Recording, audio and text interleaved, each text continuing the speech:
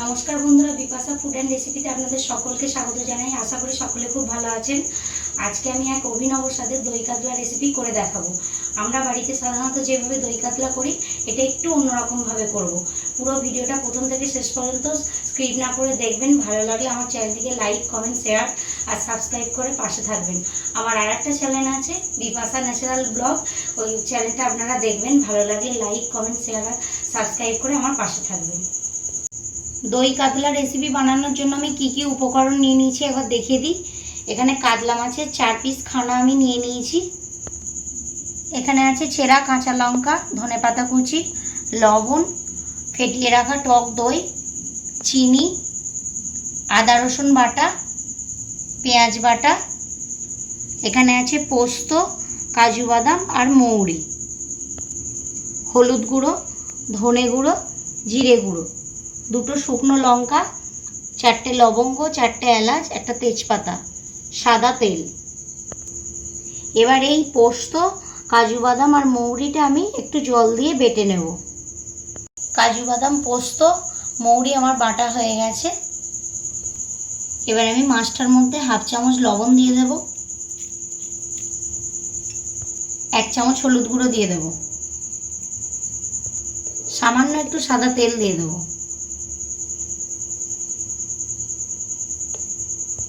দিয়ে ভালো করে মাছটা মাখিয়ে নেব।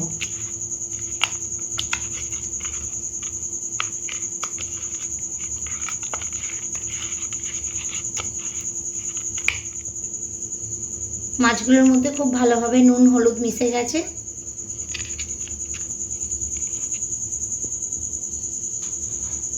কড়াইটা বসিয়ে দিয়েছি। এবার আমি এর মধ্যে সাদা তেল দিয়ে দেব। তেলটা গরম হয়ে গেছে। এর মধ্যে আমি একটু পেঁয়াজ বেরেস্তা করে নেব। ওটা আমি উপকরণের সময় দেখাইনি, শেষে সার্ভ করার জন্য করে নিচ্ছি। পেঁয়াজ বেরেস্তাটা দিলে একটু দেখতে ভালো লাগবে।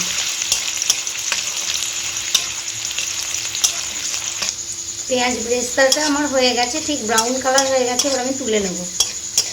ওই তেলের মধ্যেই আমি মাছগুলো ভেজে নেব। মাছগুলো কিন্তু সাদা তেলেই ভাজতে হবে।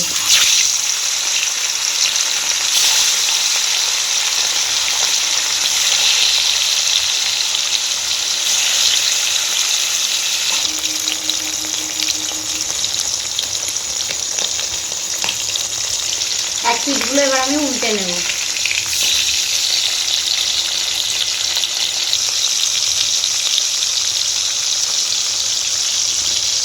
মাছগুলো খুব বেশি ভাজলে হবে না, একটু হালকা ভেজে নিতে হবে।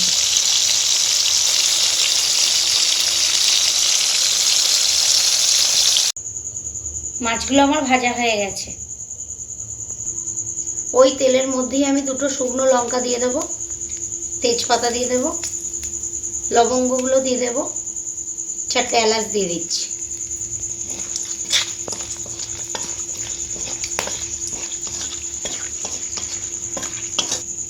বেটে রাখা পেঁয়াজটা দিয়ে দেব।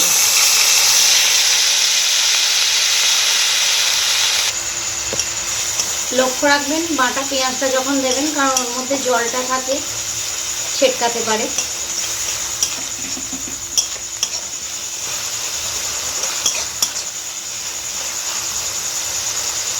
পেঁয়াজটা একটু ভাজা হয়ে গেছে। এবার আমি আদা রসুন বাটাটা দিয়ে দেবো।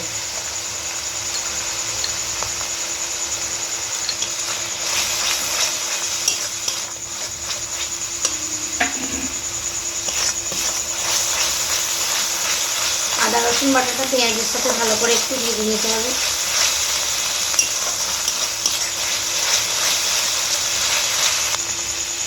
এবার আমি এর মধ্যে 1 চামচ জিরে গুঁড়ো দিয়ে দেবো, 1 চামচ ধনে গুঁড়ো দিয়ে দেবো,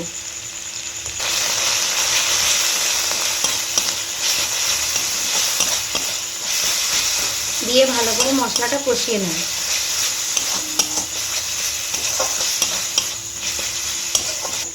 1 চামচ লবণ দিয়ে দেবো।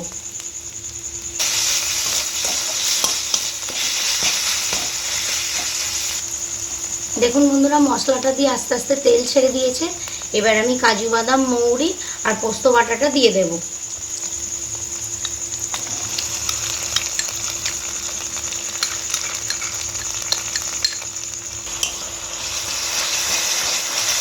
এবার মশলাটার সাথে ভালো করে এটাকে কষিয়ে নেব।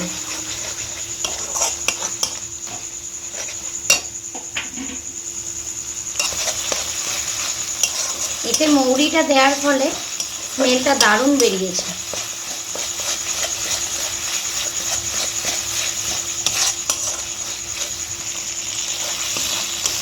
লো আছে এইভাবে আস্তে আস্তে কষাও। মশলাটা কষানোর পর তেল ছেড়েছে, আবার এর মধ্যে আমি ফেটিয়ে রাখা টক দইটা দিয়ে দেব। টক দইটা যখন দেবেন গ্যাসের ফ্লেমটা একটু লো আঁচ করে দেবেন, তাহলে দইটা কেটে যাবে।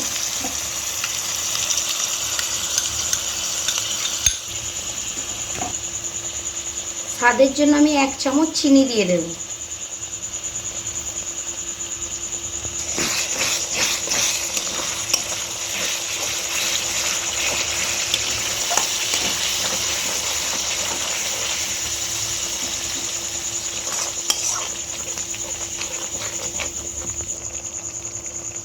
দেখুন বন্ধুরা, আস্তে আস্তে তেল ছেড়ে দিয়েছে। এর মধ্যে এবার আমি একটু জল দিয়ে দেব। পরিমাণ মতো জল দেবেন, আপনারা যে যেরকম গ্রেভি খাবেন সেরকম জল দেবেন।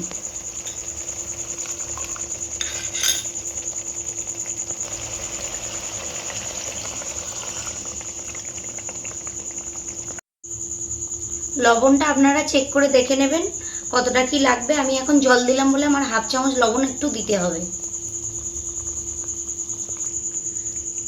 গ্রেভিটা ফুটছে, এবার আমি মাছগুলো একে একে দিয়ে দেব।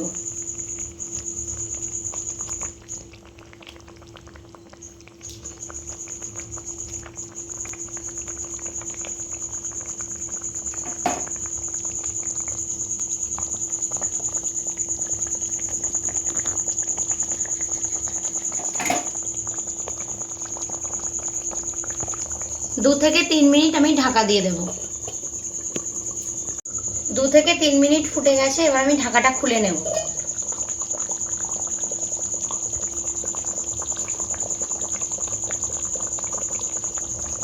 ছেঁড়া কাঁচা লঙ্কাগুলো আমি দিয়ে দেব।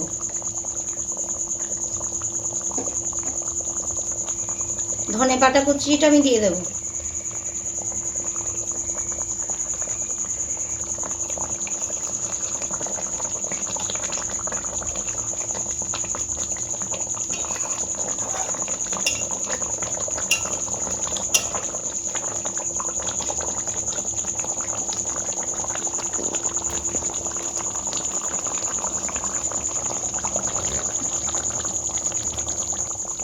এবার হয়ে গেছে, আমি নামিয়ে নেব।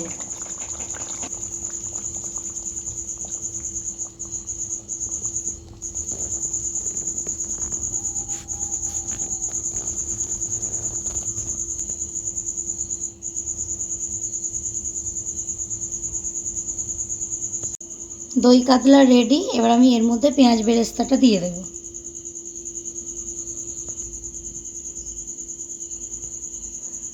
দই কাতলা রেসিপি কেমন লাগলো কমেন্টের মাধ্যমে জানাবেন। এইভাবে আপনারা বাড়িতে বানিয়ে দেখবেন, খেতে খুব ভালো হবে। গরম গরম ভাতের সাথে পরিবেশন করে দেবেন। আমার রান্নাটা কেমন লাগলো কমেন্ট করে বলবেন। ভালো লাগলে লাইক, কমেন্ট, শেয়ার আর সাবস্ক্রাইব করে আমার পাশে থাকবেন। আবার একটা এরকম নতুন রান্নার রেসিপি নিয়ে আপনাদের সাথে দেখা হচ্ছে। সকলে ভালো থাকবেন, সুস্থ থাকবেন।